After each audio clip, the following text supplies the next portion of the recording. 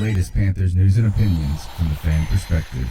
Hey, Panther fans. It's Tony Dunn with the C3 Carolina Panthers podcast, here to talk about the reactions to Dave Gettleman's firing, which we'll be talking in detail live tomorrow night on the show.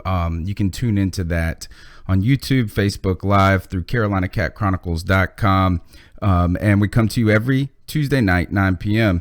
But here, I wanted to bring to you some initial reactions from some former players about Dave Gettleman's sudden firing today. A couple of people have spoken out, and probably more so than we're typically used to with NFL players, because these guys are often worried about pushing away potential suitors. Some of these guys are retired, like Steve Smith. DeAngelo Williams is out of work, though. And you have some former players like John Beeson who have come out and talked about some things.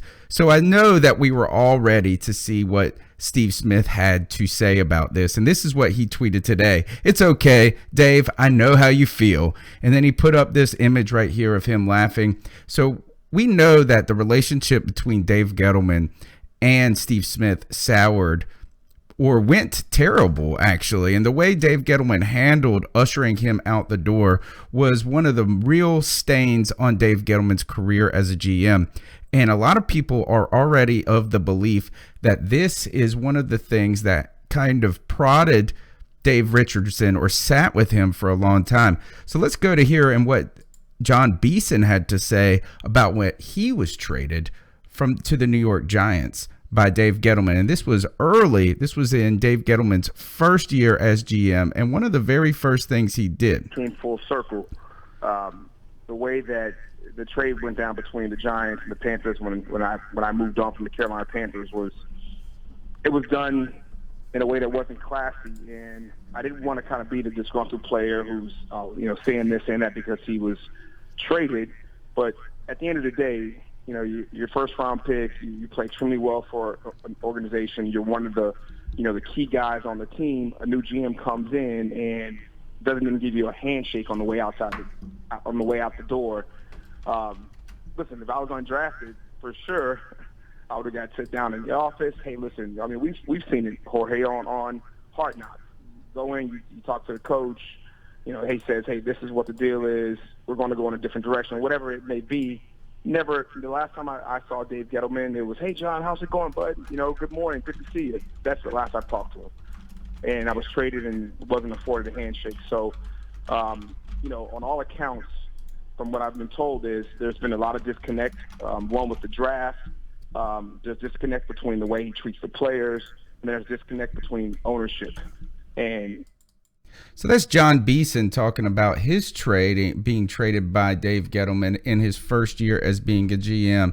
And John Beeson's a Panther legend, speaking out about this. Now, of course, we got to hear from the salty DeAngelo Williams, who said, "I want to publicly say the Panthers is off my list of teams that I won't play for due to the firing of that snake Dave Gettleman." Now, we know that DeAngelo holds on to these things a lot, but that is another indictment. Calling him a snake is pretty harsh words. So continuing on another reaction too, is that look who's watching from Washington. Josh Norman tweeted out the eyeballs with the thinking about this, and then he put up a GIF of, I guess this is the Penguin from Batman Returns, and this is Danny DeVito, and the irony is tragic. That is what he was referencing. So Josh Norman, who was also had an abrupt departure with the Carolina Panthers last year, what we saw is that Dave Gettleman did not like the way that things were going with his agent and the negotiations with that.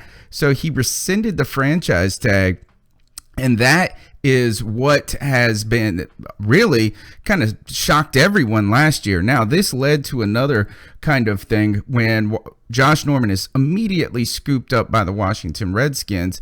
Dave Gettleman found himself in a corner going into the 2016 draft. Coming off a Super Bowl year, you let the main guy and the star in your secondary walk. Now, we know that there were some questions about the pay, but they could have easily kept the franchise tag with him. But Dave Gettleman, a guy who's always been talking about how to draft, you want to make sure that you do not draft based on need, but best player available. He was then forced, with 0 corners and 0 experience on this team, to then go out and draft 3 corners in the 2nd, the 3rd, and the 4th round, back to back to back. He gets James Bradbury, then he gets Zach Sanchez and Daryl Worley.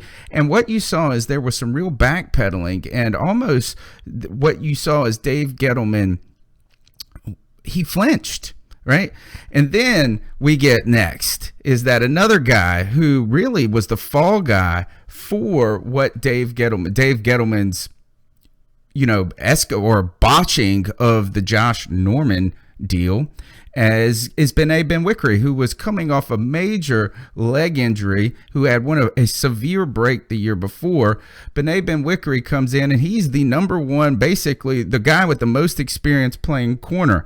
Now, Bene struggled in the Falcons game, especially. He got torched by Julio for 300 yards. Now, you're talking about the best player in the NFL, the best wide receiver, torched Bene Benwikere for 300 yards, but that wasn't it. Matt Ryan also got 500 yards passing on the Panthers secondary.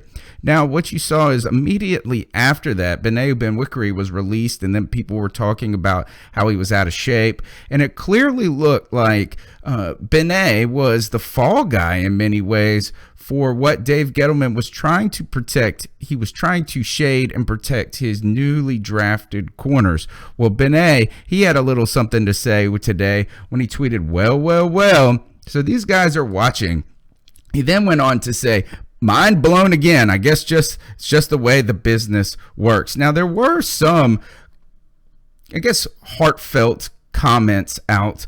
Colin Cole comes out and talks about how it was supported, how Dave Gettleman gave him a second chance and a shot. Philly Brown also made some comments about that he was not up there talking bad about his guy Gettleman. Now, we got a question here. Who is running for the new GM? Well, right now, Joe Person reported today that Marty Herney is the number one candidate for interim, or he's a serious candidate for interim GM. Now, this set off a firestorm of people talking about Dave Gettleman being fired and how Marty Herney was terrible and how good Dave Gettleman was. What we saw here, though, is ultimately Dave Gettleman's release today by the Big Cat was very sudden, and it was a heavy-handed move. It looked to be a reaction to the way that Dave Gettleman has talked with some of these former players, or how he's interacted. He doesn't really have a good bedside manner. So you see these former players speaking out and addressing how their departure from Carolina was handled. And you heard what John Beeson said about that kind of sentiment. And really, a lot of people that Dave Gettleman had, or the reactions or the perceptions that Dave Gettleman had in the locker room from players, and there was probably some uncertainty there. But then you got to think of this, as Jonathan Jones put out a story today with Sports Illustrated talking about how Big Cat, Jerry Richardson, is very in tune to his legacy, and he's very interested in this legacy and establishing and kind of going out as that old player's owner, going out on the top, or at least not looking like a bad guy. Then you get this, is Thomas Davis has come out talking about needing a restructured contract. Greg Olson has also made some of those comments.